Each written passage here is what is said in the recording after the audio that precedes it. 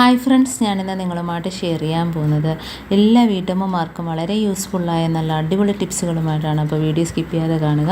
അതുമാത്രമല്ല, എൻ്റെ ഈ ചാനൽ സബ്സ്ക്രൈബ് ചെയ്യാതെ കാണുന്ന കൂട്ടുകാരുണ്ടെങ്കിൽ പ്ലീസ് ഒന്ന് സബ്സ്ക്രൈബ് ചെയ്ത് സപ്പോർട്ട് ചെയ്യാനും കൂടി മറക്കരുത്. നമുക്ക് ഫസ്റ്റ് ടിപ്പിലോട്ട് കിടക്കാം. അപ്പോൾ ഫസ്റ്റ് ടിപ്പ്, നമ്മൾ ഇതേപോലെ മെഴുകുതിരിയൊക്കെ കത്തിച്ച് നമ്മൾ ഡൈനിങ് ടേബിളും അതേപോലെ എവിടെയാണോ നമ്മൾ ഇതേപോലെ ഉരുക്കി ഒഴിച്ചിട്ട് നമ്മൾ മെഴുകുതിരി കത്തിച്ച് വയ്ക്കുന്നത്, അപ്പം ആ ഉരുകി ഭാഗം നമുക്ക് പോകുന്നതിന് കത്തി വെച്ചൊക്കെ നമ്മൾ ഇളക്കിയാണ് കളയുന്നത്. അപ്പം അങ്ങനെ ചെയ്യേണ്ട കാര്യമില്ല. അപ്പം ഞാൻ കാണിച്ചു തരാം.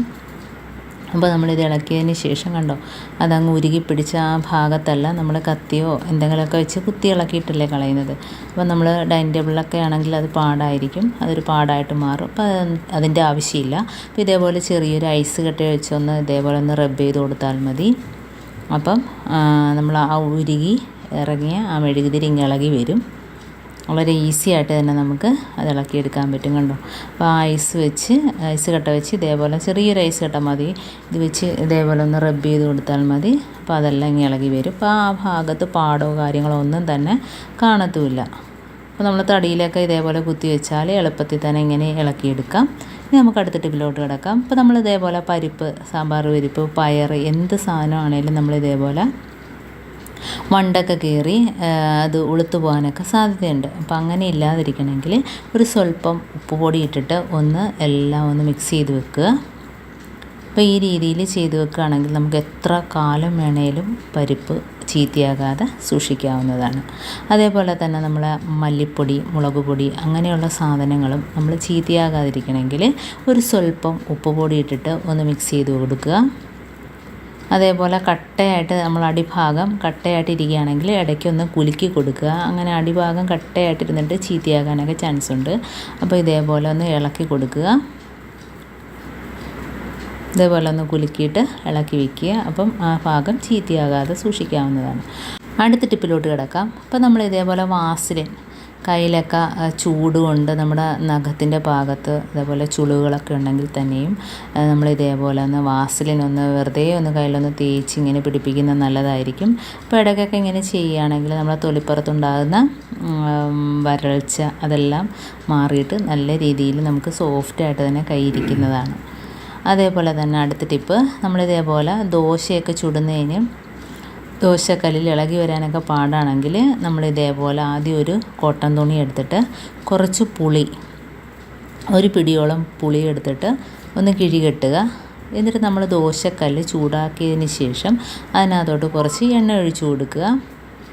അപ്പോൾ എണ്ണ അങ്ങ് ചൂടായി വരുമ്പോഴത്തേനും നമ്മുടെ ഈ കിഴി വെച്ച്, ഈ പുളി കെട്ടിയ കിഴി വെച്ചിട്ട് നമ്മൾ എല്ലായിടത്തും ഒന്ന് റബ്ബ് ചെയ്ത് കൊടുക്കുക.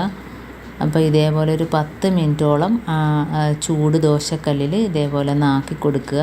അപ്പോൾ നമ്മൾ ചപ്പാത്തിയൊക്കെ ചുട്ടിട്ട് ദോശയൊക്കെ ഇളകി വരാത്ത ദോശക്കല്ല്, ഇരുമ്പ് ചട്ടി, അപ്പം ഇങ്ങനെയൊക്കെയുള്ള ദോശക്കല്ല് നമുക്ക് ദോശ നല്ല സോഫ്റ്റായിട്ട് ഇളകി വരണമെങ്കിൽ ഇതേപോലെ ഒന്ന് 10 മിനിറ്റ് ഈ പുളിക്കിഴി വെച്ചൊന്ന് റബ്ബ് ചെയ്ത് കൊടുക്കുക. അപ്പോൾ ഇതേപോലെ വയ്ക്കുമ്പം തന്നെ നമുക്ക് എത്ര ഇളകി വരാത്ത ദോശയാണേലും നമുക്ക് ഇതിനകത്തുനിന്ന് ഇളകി വരും. നമ്മൾ ചപ്പാത്തിയൊക്കെ ചുട്ടിട്ട് അതേപോലെ നമ്മൾ ഉപയോഗിച്ചിട്ട് കുറേ നാൾ ഉപയോഗിക്കാതെ മാറ്റിയൊക്കെ ഇടുമ്പോഴത്തേനും ആ ഭാഗത്തെല്ലാം തുരുമ്പ് പിടിച്ചിട്ട് ദോശക്കല്ലിൽ നിന്ന് ഇളകി വരാനൊക്കെ പാടായിരിക്കും. അപ്പം ഇതേപോലെ ഒന്ന് ചെയ്ത് കൊടുത്താൽ മതി. എണ്ണ ഒഴിച്ചിട്ട് ചൂടെണ്ണയിൽ ഇതേപോലെ ഒന്ന് ആ കിഴി വെച്ചിട്ടൊന്ന് തേച്ച് കൊടുക്കുക. അപ്പോൾ ഈ രീതിയിൽ ചെയ്താൽ മാത്രം മതി. ഇനി നമ്മൾ ദോശ ചൂടുകയാണെങ്കിൽ നല്ല രീതിയിൽ നമുക്ക് ഇളകി കിട്ടും, അതിൻ്റെ ആ തുരുമ്പെല്ലാം പോയി കിട്ടും. ഉണ്ടോ? ഇനി ഞാനിതിനകത്ത് ഇതേപോലെ തന്നെ നമ്മൾ നോൺ സ്റ്റിക്ക് പാൻ ദോശ ചുട്ടെടുക്കുന്ന അതേ രീതിയിൽ തന്നെ നമുക്കിതിനകത്ത് ദോശ ചുട്ടെടുക്കാവുന്നതാണ്. ഞാനിപ്പം കാണിക്കാം. ഇതേ രീതിയിൽ തന്നെ നമുക്ക് അതിനകത്ത് ദോശ ചുട്ടെടുക്കാവുന്നതാണ്. അപ്പോൾ എത്ര പഴക്കം ചെന്ന ഇരുമ്പ് തവയും ഇതേപോലെ നമുക്ക് ചെയ്തെടുക്കാം. അപ്പോൾ നല്ല സോഫ്റ്റ് ദോശ തന്നെ അതിനകത്ത് ചുട്ടെടുക്കാൻ പറ്റിയിട്ടുണ്ട്. കണ്ടോ? അപ്പോൾ ഇതേപോലെ ചെയ്യാത്തവരൊക്കെ ഒന്ന് ചെയ്ത് നോക്കുക. അപ്പോൾ ഇത്രയേ ഉള്ളൂ എൻ്റെ ടിപ്സ്. ഈ ടിപ്സിൽ ഏതെങ്കിലും ഒന്ന് യൂസ്ഫുള്ളായിട്ട് തോന്നിയിട്ടുണ്ടെങ്കിൽ ഒന്ന് ലൈക്ക് ചെയ്യാനും കമൻറ്റ് ചെയ്യാനും സബ്സ്ക്രൈബ് ചെയ്യാനും മറക്കരുത്. അതേപോലെ തന്നെ ബെല്ലൈക്കൻ എനേബിൾ ചെയ്യാനും മറക്കരുത്. എന്നാൽ മാത്രമേ ഞാനിടുന്ന ഓരോ വീഡിയോസും നിങ്ങളുടെ മുമ്പിൽ നോട്ടിഫിക്കേഷനായി എത്തുകയുള്ളൂ. അപ്പോൾ ഇനിയും നല്ല നല്ല ടിപ്സുകളുമായിട്ട് വീണ്ടും കാണാം. അതുവരേക്കും താങ്ക്സ് ഫോർ വാച്ചിങ്.